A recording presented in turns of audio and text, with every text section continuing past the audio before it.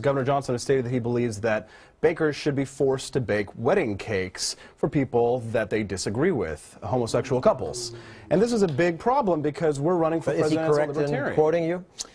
Yes, but I think that if you discriminate on the basis of religion, I think that that is a black hole. Look, I think you should be able to discriminate for stink or you're not wearing shoes or whatever, but I'll tell you what, if we discriminate on the basis of religion, to me, that's doing harm to a big class of people. And right now, should a Jewish baker be required to bake a Nazi wedding cake? I think Muslims right now in this country... I think Muslims in this country would be banned by all sorts of businesses right now because it would be the popular thing to do. So the Jewish baker should have to bake the cake for the Nazi wedding? That would be my contention, yes. Governor Johnson, does global warming or climate change pose a threat to the planet?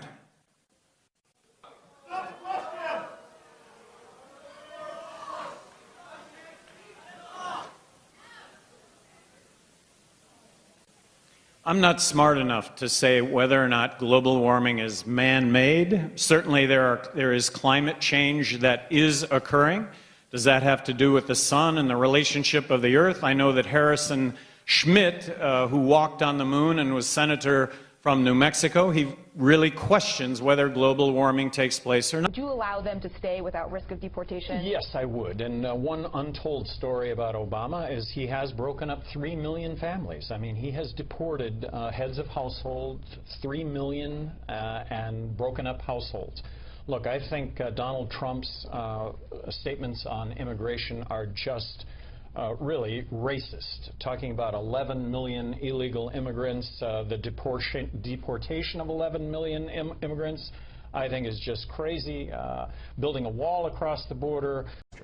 Speaking of work visas, you have defended President Obama's executive amnesty action, where he basically decided unilaterally that he was going to issue work visas to millions of adult illegal immigrants who are here in the country. Undocumented, by the way. If you use the term illegal immigrants, that is very incendiary to our Hispanic population here in this country. Why is that? It just is. It just is. Just so that you know.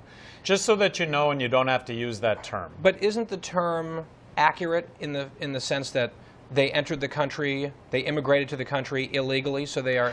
They came into this country because they couldn't get in legally, and the jobs existed.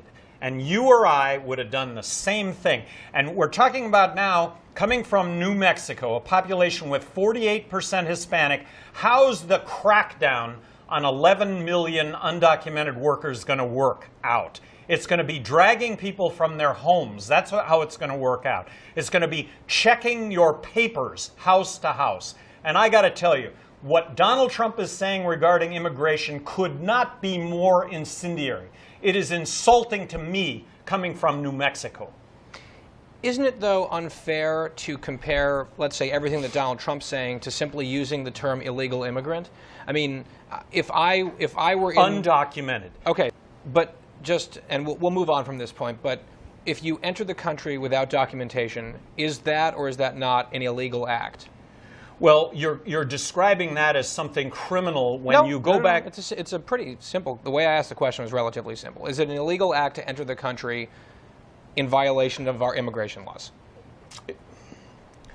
Technically, yes. Well, taking him on the fact that he wants to deport 11 million illegal immigrants, taking him on wanting to build a fence across the border, that's nuts.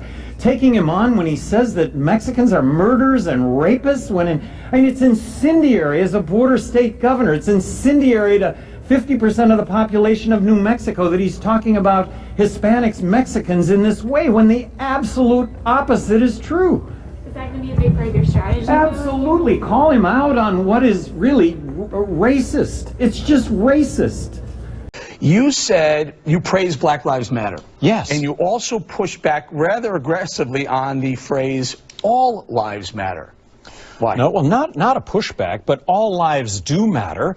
But when it comes to whites, guess what? We're not being shot at the rate of 6 times blacks are being shot at.